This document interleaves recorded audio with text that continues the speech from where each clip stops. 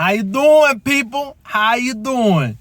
All right, Poppy's first impressions of Infinity Strash, Dragon Quest, The Adventure of Dai. So, okay, I'm just gonna get this right off the bat, okay? I freaking love this game, okay? I love this game. I love it. So far, obviously, these are my first impressions. I still have a lot more to play, but I am loving it so far. So, the other thing I need to say is I am a huge Dragon Quest Dai fan. So, just so you know, for context, I'm kind of biased towards this game already. So, I will talk about a little bit of negative stuff at the end, but just so you know what you're getting into for this video. I'm going to talk about the positives first, though. So, first of all, I absolutely love the idea of how they're telling this game's story. So, literally, the first thing you do when you get into this game is you are already fighting Dragon Master General Baron with that freaking crisp, deep voice. English or freaking Japanese, his voice is deep as hell, and I love it, dude. It's just so good. Okay, so it also acts as kind of like a quick tutorial on how like the combat works, which is great. But yeah, so what I really liked about it is the idea of how this game story is told. So as you know, obviously this is spoilers, but Dai gets just messed up mentally, his brain, his memories, because Baran, just noticed he didn't want to like truly hurt Dai, like really hurt him, although he did not hold back in that anime arc with Giga Break and all that stuff. But anyways, he tried to like blast his mind and memory so that he could rebuild them without his friends backing him, because his friends were a huge issue, and so that's why he did this, to like blast his memories away so that he can take him in and then raise him the way he always wanted to. So anyways, he does that, and the game, because in the anime, this sort of situation where Dai lost his memories lasts like several episodes. So the game is set in those specific episodes where basically you're rebuilding Dai's memories. So I just immediately I thought, oh my gosh, this is such a cool way to tell a story.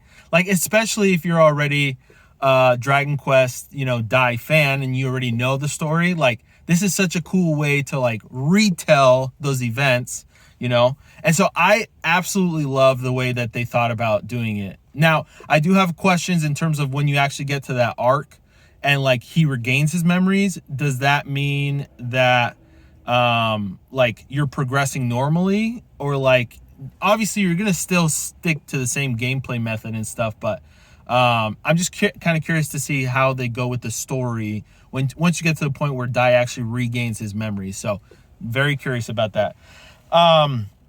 Okay, the other thing I love is the graphics. The graphics are gorgeous. They're a little simplistic with like the actual details of the characters, but the way that everything is outlined with like the darker, like sort of I don't know, the way that everything is outlined makes the art style still very gorgeous.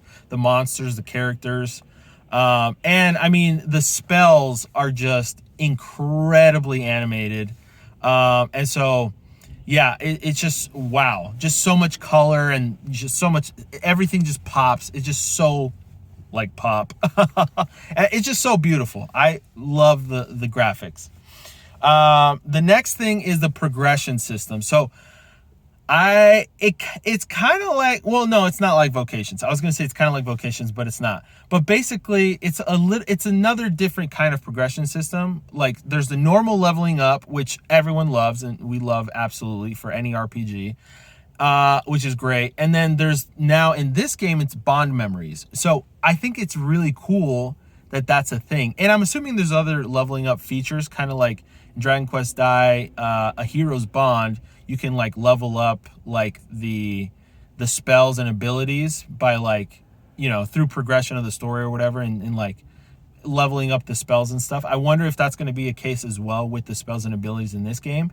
But obviously I don't know that yet. So what I do know though is that the bond memories is a really cool progression system.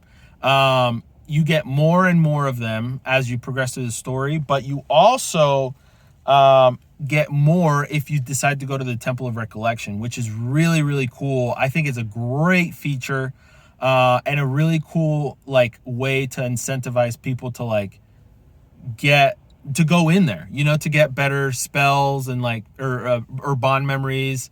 And it's just it's a really cool progression system. I actually really like the Temple of Recollection and the whole bond memories ideas. I think they're great.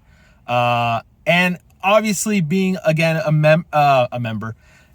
fan of the manga and the anime helps that the bond memories are legit snippets of the manga sort of thing.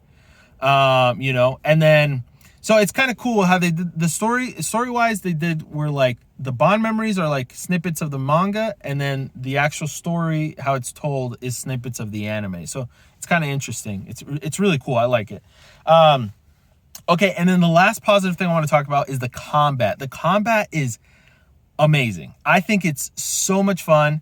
Dai's movement especially is very fun. I mean, I'm a big fan of the Heroes games, right? And the Heroes games, like, and then also Warrior games in general. I love, like, Hyrule Warriors, for example. I love Age of Calamity. Like, those games, I really like them.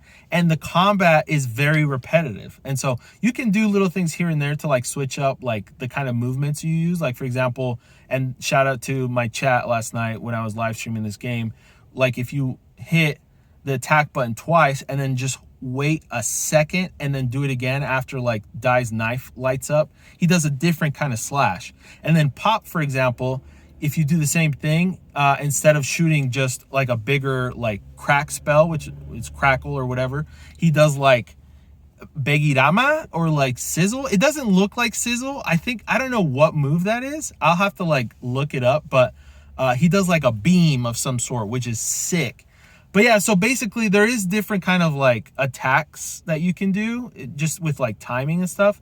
It's not like super in depth, I will admit, and I know that. But either way, I still love it. I think it's great. And I think it's a lot of fun.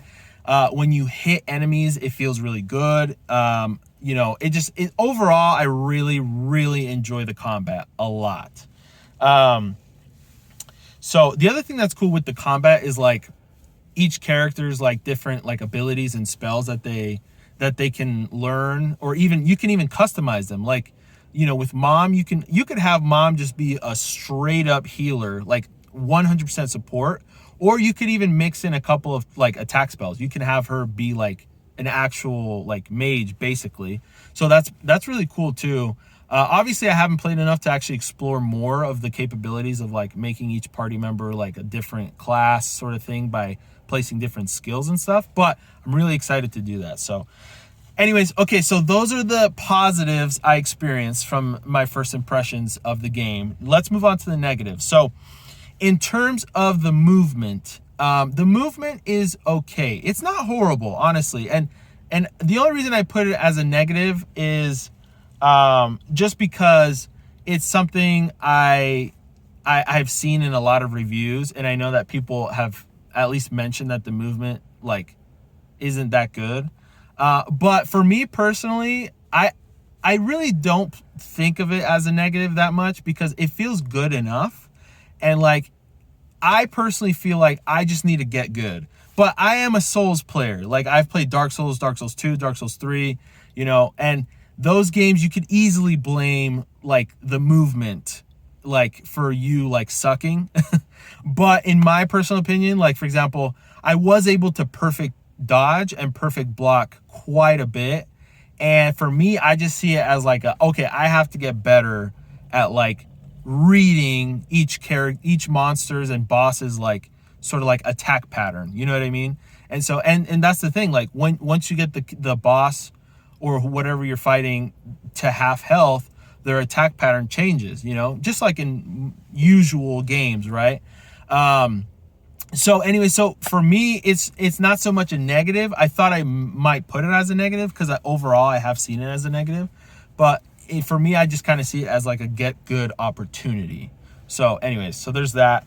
And then the other negative I did want to touch on is the story format, the way the story is told. Now, I personally, full disclosure, I personally love it. I think it's great only because, again, I'm a huge Dragon Quest Die fan.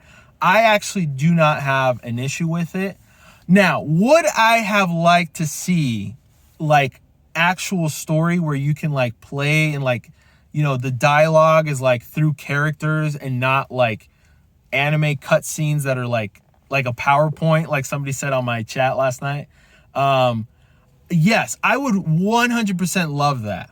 I would love, and I also think, and this is why I placed it in the negative category, that this is what is going to hurt this game with making it be more accessible to new fans. So the story, this game, because of the story format, literally makes it a game for fans. It makes it a game for fans. And that's fine and everything, but another side of me kind of like sees it as like a wasted opportunity, in the sense of like, I wanted this game to be a game that got new fans into the series. Now, there might be fans that have never watched the anime or the manga and that play this game and actually like the game and like, you know, and really love the story format. There might be some of those people out there, but overall, I feel like it's going to hurt the opportunity for this game to be in more people's like access, if that makes sense. So again, me personally, I love it. I think it's great because it's retelling the anime, which I love. I get to see cutscenes of the manga, which I love. And so I don't have a problem with it overall. But I have to be honest, and I do know for a fact that this hurts the game's ability to be able to get to more people's, you know, attention, sort of thing. So anyway, so overall, I love this game. I love this game. I think it's great. Again, I've only played a couple hours. Like, I'm not super far in the story. But what I've played so far, I'm absolutely loving so much. And I'm excited to keep playing. Obviously, you're going to get a more depth, like, review once I actually make a review of this game, which will be out in hopefully in the next couple weeks. But I will, you know, make a review of this game, and I'm excited to do so. And yeah, but overall, if you are a Dragon Quest Die fan, get this freaking game. Like, for sure, dude. Like, you are gonna love this game for a fact. Like, and if you even like are interested in the Die manga or anime, and you've done, you know, watched a couple episodes or whatever, I also suggest you get this game. Like, you will like it. I absolutely think you'll love it, especially if you're a Dragon Quest Die fan. So anyways, those are my first impressions. Let me know what you guys think. I really appreciate you guys watching this video. Thank you guys for watching, and we'll see you guys next time. Peace.